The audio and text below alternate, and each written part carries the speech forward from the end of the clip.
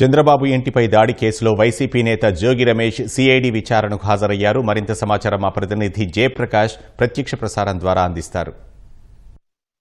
వినోద్, కొద్దిసేపటి కిందటే వైసీపీ నేత జోగి రమేష్ విజయవాడ తాడిగడప సిఐడి కార్యాలయానికి చేరుకున్నారు. ప్రస్తుతం మనం ఈ సిఐడి భవనం వద్ద ఉన్నాం. చూసుకోవచ్చు, ఇదే తాడిగడపలో ఉన్నటువంటి సిఐడి భవనం.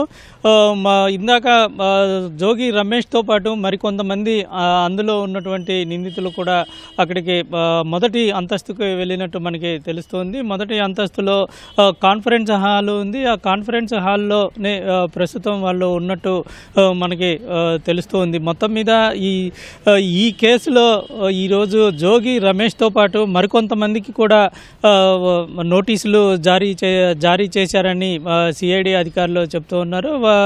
దీంట్లో భాగంగానే ఆయనతో పాటు మరికొంతమంది సుమారు 11 మందికి ఇచ్చినట్లు మనకి సమాచారం తెలుస్తూ ఉంది. వీరిలో 9 మంది వరకు కొద్దిసేపటి కిందట ఇక్కడ సిఐడి కార్యాలయానికి చేరుకున్నారు. వీరందరినీ విచారిస్తారా లేకపోతే కొంతమందిని విచారిస్తారా, అసలు ఎలాగా విడివిడిగా విచారణ జరుపుతారా అనేటువంటి విషయాల్లో ఇంకా స్పష్టత రాలేదు.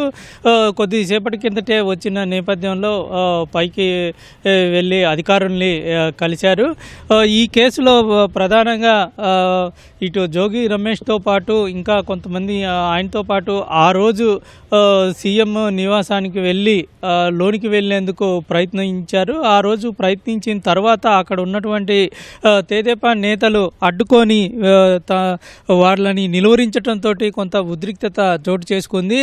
ఒక రాజకీయ నేత ఆ విధంగా చట్ట వ్యతిరేకంగా వెళ్ళి వేరే వాళ్ళ ఇంట్లోకి వెళ్లేందుకు ప్రయత్నించటం చట్ట విరుద్ధమని ఆ రోజు అక్కడ వాళ్ళని నిలువరించటం, వాళ్ళిద్దరి మధ్య అటు తెదేపా మరొక వైపు వైసీపీ నేతల మధ్య వాగ్వివాదం జరిగింది. అనంతరం కొద్దిసేపటికే వెంటనే రెండు వర్గాలకు సంబంధించినటువంటి అనుచరులు రావడంతో కొంత గలాటా కూడా జరిగింది, రాళ్ల దాడి కూడా జరిగింది. అయితే అసలు మొదట ఎవరి మీద వ్యాఖ్యలు చేశారు, ఏ విధంగా వ్యాఖ్యలు చేశారు, ఎందుకు ఉద్రిక్తత చోటు చేసుకొని రాళ్లదాడి వరకు వచ్చింది అనేటువంటి విషయాలు పూర్తిగా విచారించి దానికి సంబంధించినటువంటి ఆధారాలు సేకరించాల్సిన పరిస్థితి అయితే నెలకొంది.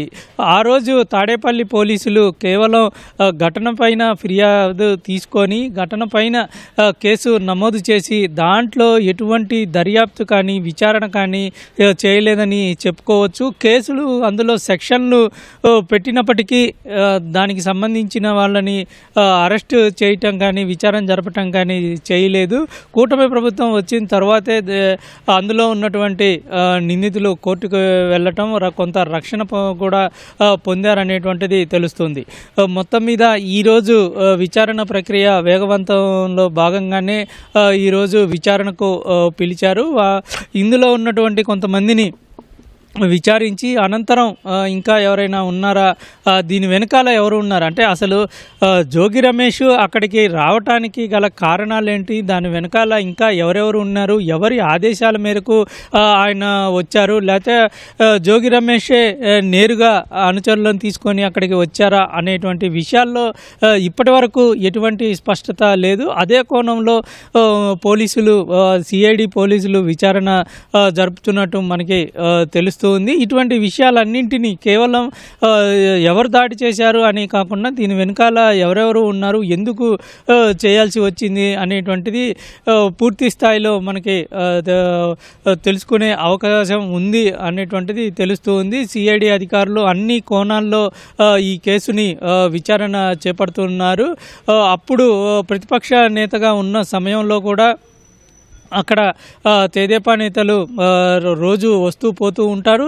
అక్కడ కొంత పోలీసు సిబ్బంది కూడా సెక్యూరిటీగా ఉంటారు. అయితే పోలీస్ సిబ్బంది సెక్యూరిటీగా ఉన్నా సరే అప్పుడు ఎమ్మెల్యేగా ఉన్నటువంటి జోగి రమేష్ లోనికి వెళ్ళేందుకు ప్రయత్నించటం చాలా ఈ ఘటన అనేటువంటిది ప్రజాస్వామ్యంలో కొంత జరగదగినది కాదు అని ఖచ్చితంగా చెప్పాల్సిన అంశం ఉంది. ఒకవైపు మాజీ సీఎం ఇంటి వద్ద భద్రత ఉండటం, మరొక వైపు ప్రజాస్వామ్యంలో ఉంటూ ఒక నేతగా ప్రజాప్రతినిధిగా ఉంటూ ఆ విధంగా దౌర్జన్యంగా లోనికి వెళ్లేందుకు ప్రయత్నించడం సరికాదని అక్కడ ఉన్నటువంటి నేతలు కూడా తెదేపా నేతలు చెప్పి అడ్డుకున్న పరిస్థితి అయితే ఉంది. మొత్తం మీద ఈ కేసులో విచారణ వేగవంతం అవుతుందని ప్రస్తుతం మనకి తెలుస్తూ ఉంది. దీంట్లో భాగంగానే ఈ విచారణ తరువాత మరికొంతమందిని ఇంకా విచారించే అవకాశం ఉంటుందని తెలుస్తూ ఉంది. దీనికి సంబంధించి ఆధారాల సేకరణలో భాగంగానే ఈరోజు విచారణకు పిలిచినట్లు మనకి నోటీస్ ద్వారా అయితే అర్థమవుతూ ఉంది. వినోద్, కెమెరామెన్ స్వామితో జయప్రకాష్, ఈటీవీ న్యూస్, విజయవాడ.